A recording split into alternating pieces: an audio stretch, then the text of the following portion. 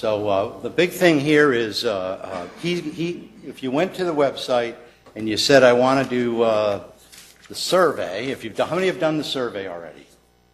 Cliff, the only one, okay. So you've done the survey? Yeah.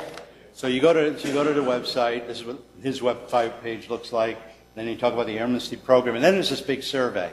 So what you need to do is, you got to understand what kind of equipment you have. You need to know what the size of it is, what the maximum firing rates, and the current efficiency of it. Fuel consumption is important. And then you get into the little diagnostics. What's that mean in the way of BTUs per square foot? When I started doing benchmarking, the average, that was 2005, for schools in Connecticut was like over 120,000 BTUs per square foot. On Linda's scale of 1 to 100, the average of a sampling that we did of over 350 schools was a 26 on a scale of 1 to 100. That's not true today.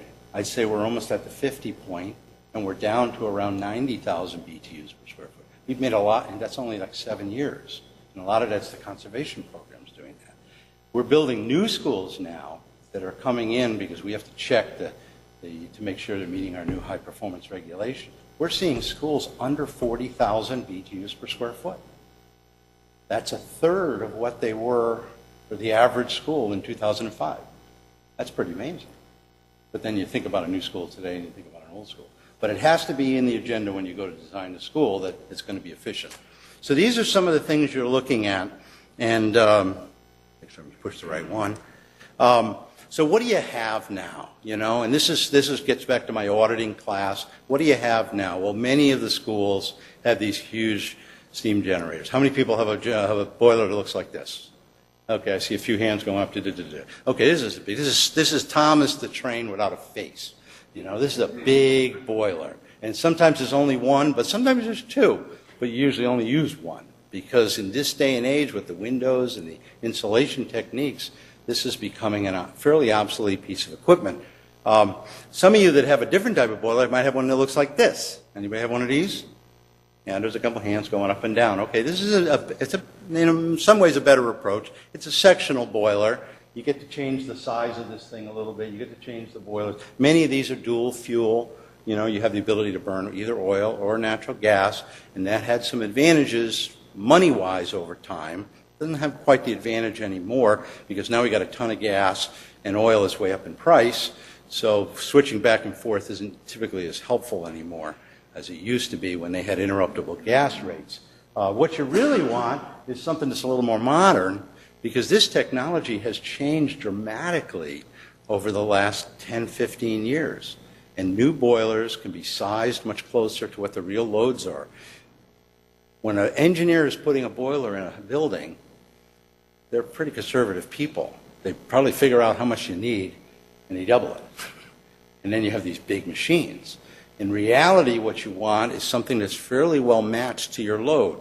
And that's pretty hard to do in this climate because most of the time, in the wintertime it can go down to 0, but most of the time it's not. It's 30 degrees, it's 27 degrees, it's 45 degrees, and you're calling for heat.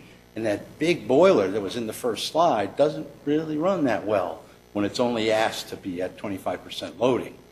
So if you have multiple smaller boilers, you can match a boiler closer to your load. It would be like having a stretch limousine to drive around in all the time, but most of the time you're in the car by yourself. You're hauling around a lot of equipment for when you only need it once in a while. And that's the same thing with boilers. So this dramatically affects your emissions. Because when you're running that, 16-cylinder or 12-cylinder Ferrari in stop-and-go traffic in downtown Hartford, you're not going to get good gas mileage. You're going to need Dave's Volt, because he's the one that's getting 200 miles per gallon, because that car is made to be driven in that condition.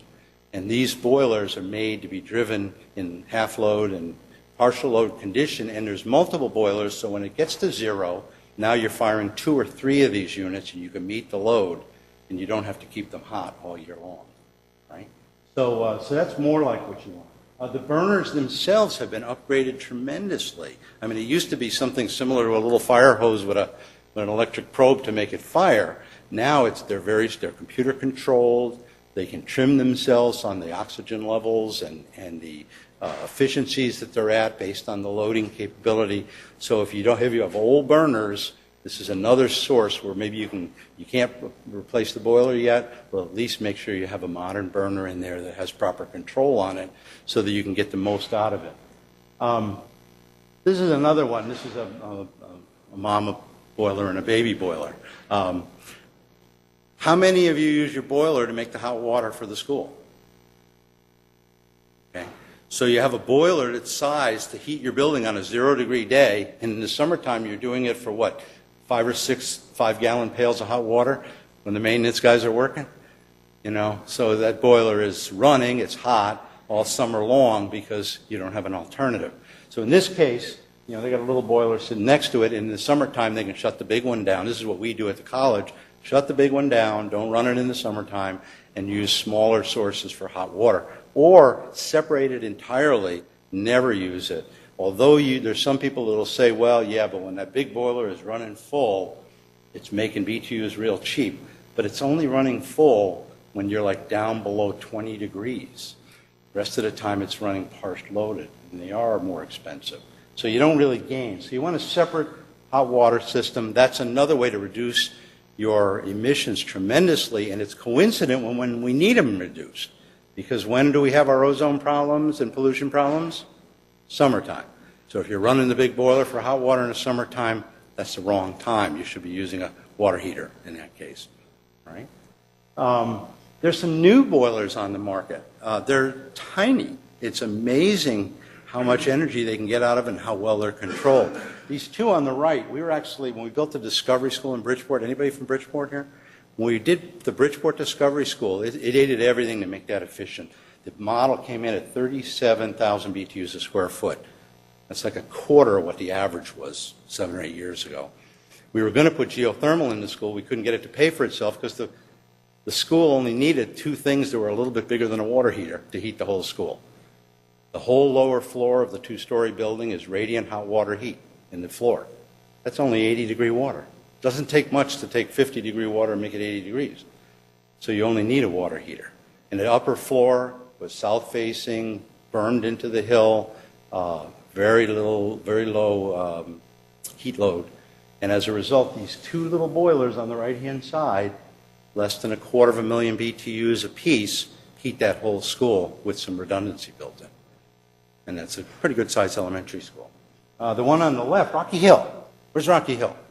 That's one. I took that picture of one of your places. The slide before this is also right. The slide before this is also right. Oh, was it? Well, Rick and I were friends. Whenever I would visit him, I'd go take pictures, and I saw this one. This is kind of very similar to the ones on the right, only it's horizontal. And it's kind of like a fire tube boiler, but it's a European design. And the Europeans have paid more for energy than we have for a long time, and they've come up with some technologies that are really good. And these things are very, very high efficient boilers and very easy to control and easy to maintain. So when you say, what's my efficiency, there's really 2, and the one that most of us know is this, and that is, okay, so when I'm running my boiler to see how efficient it is, how do I know it's efficient or it's not efficient? And I always say to the people that take the class, if you have no other tool for looking at your boiler, you ought to have a thermometer. Because the most important feature is how hot is my stack temperature. Because if my stack is hot, that's heat escaping the building. The last one down the bottom, ambient air, is another one. If my boiler room is hot, that's heat escaping out this way. So those are easy ones to try to work on. Excess air will cause the thing not to run well. Adjusting your CO2s and CO levels, smoke in the stack, you're not getting complete combustion. Does it have adequate combustion air to run? Is that being brought in? And remember that the boiler, when it goes through the burner, is compressing its air, so it gets the most bang for the buck. If it's drawing its air from a hot boiler room, which is easier, compressing hot air or cold air? Cold air. So if you can bring cool air into the boiler and feed it with that, your boiler will always run better than if you're drawing the air out of a hot boiler room. So these are all little things that you can do to make your boiler run better. And even if you're not a boiler specialist, there are some things that you can do as a maintenance person, including hire somebody to come in and test it occasionally. But I always advocate for the amount of money you spend on your fuels, having a diagnostic piece of equipment and checking your boiler once a month as to what its efficiency is important, because if it gets a little out of tune, it could reduce your efficiency by 5%. 5% could be hundreds of gallons of oil or lots of cubic feet of gas. And you could, if you only do it in September and get through the winter, unless it breaks, that's not a real good strategy for efficiency or emissions. Just a general list as to how I can reduce my emissions as pertaining to combustion equipment. Upgrade those original boilers if you have an old school. Look at multiple sectional units rather than the big fire tube boilers. Separate your domestic water. Install new burners and controls because they're just so much more efficient today. Tune and monitor regularly. Don't let the thing go all winter without having somebody check it halfway or partway through to make sure it's still running good. Your building automation system today, if you have a good direct digital control system, has the ability to monitor some of this stuff live for you. So it can look at temperatures and it can look at many of this stuff on the fly. Improve the thermal efficiency of the building. That's the big one, You only need a big boiler because you got a big load. The load is how well are the windows holding the heat in, how well is the roof holding it in, is there places where the building is real leaky. The better you make that building smaller. Now there's a little bit of a catch-22 there. If you have an old clunky boiler because you got a big building, then you fix the building, now you got an oversized boiler. So you need to do something, and that's a good time to go for a performance contract, because if you're improving the efficiency of the building, its thermal envelope, you're probably going to need new boiler equipment, and you might as well upgrade your controls at the same time, and now you're up to the kind of dollars that Lynn is looking for in the way of a project, and you'll save that money. Something to consider is CHP and renewable energy. Okay, the other piece to yours, and I'm probably going over right now, right? I'm okay? I'm okay? Generators. Generators are interesting. The new head of the EPA in the United States, everybody know her? Connecticut's Gina McCarthy. And I can remember being, I don't think it was this room, I think we were down in Britain, and they started giving credits, demand response credits for running emergency generators, because we were having a congestion problem in southwest Connecticut, and ISO New England said if you guys don't fix your act, you're going to wind up with a separate pricing zone, and people in Connecticut are going to pay more for energy than anybody else in New England. So we came up with demand response, which is a great way to do it. You get people to turn stuff off. That really reduces pollution in the summer as well. But a lot of it was done by running uncontrolled emission generators. I can remember working with Verizon, and they had hundreds of old generators back that they got from SNET, when SNET was the phone company. You remember them? Some of you remember them.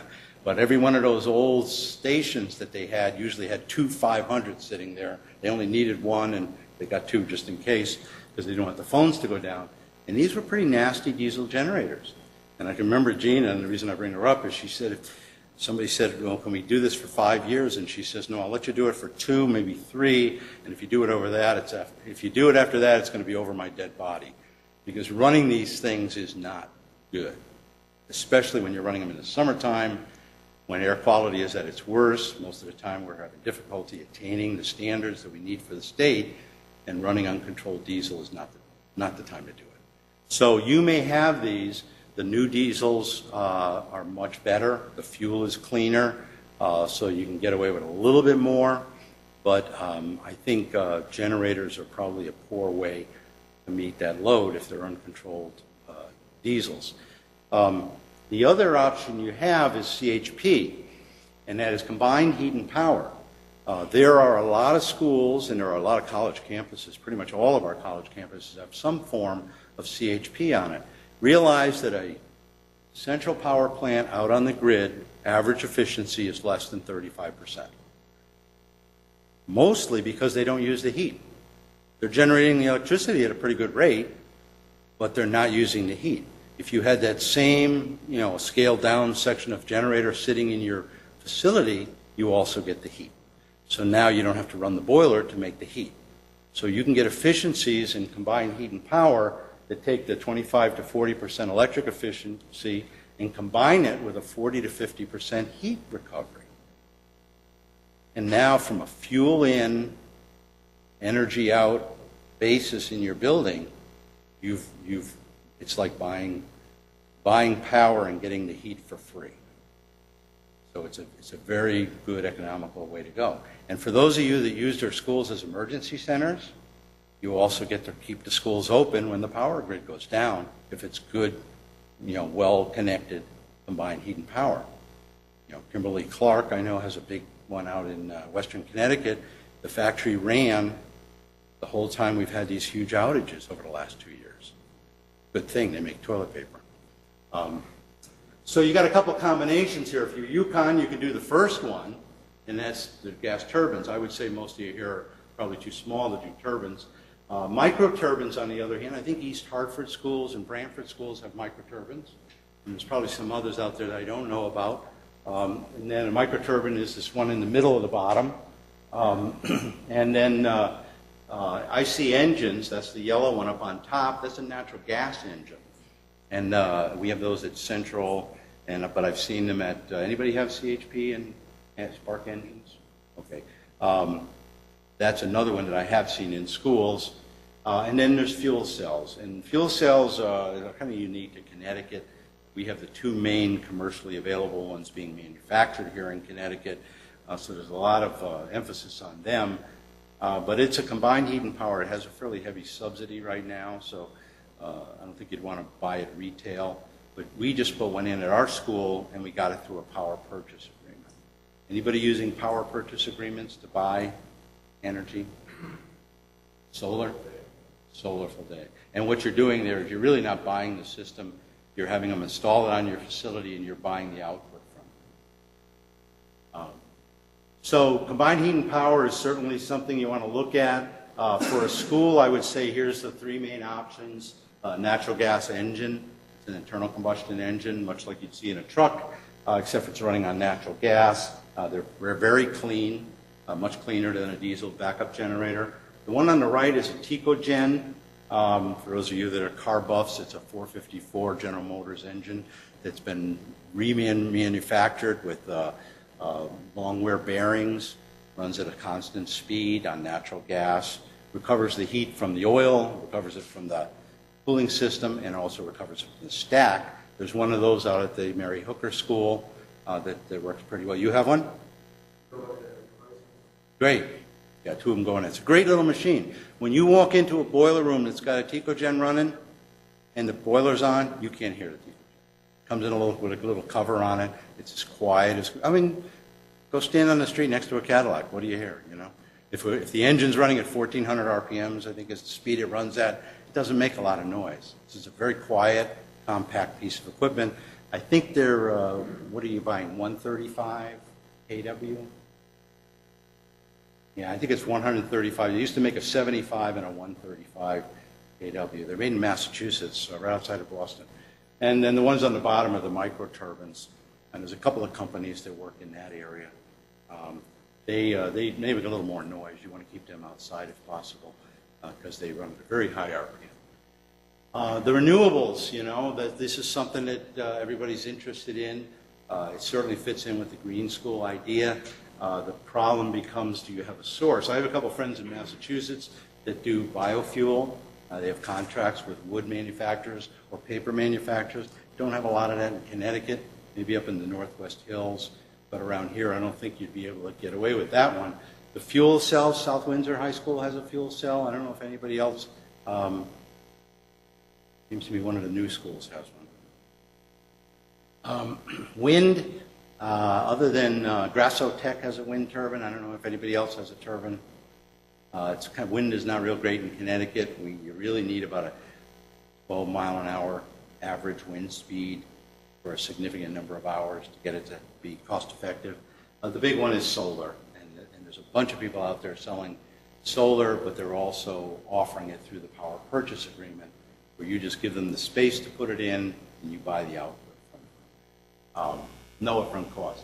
Whatever you pick in generators, realize that generating your own power is still not nearly as cost effective as doing what Dave said, and that is making it.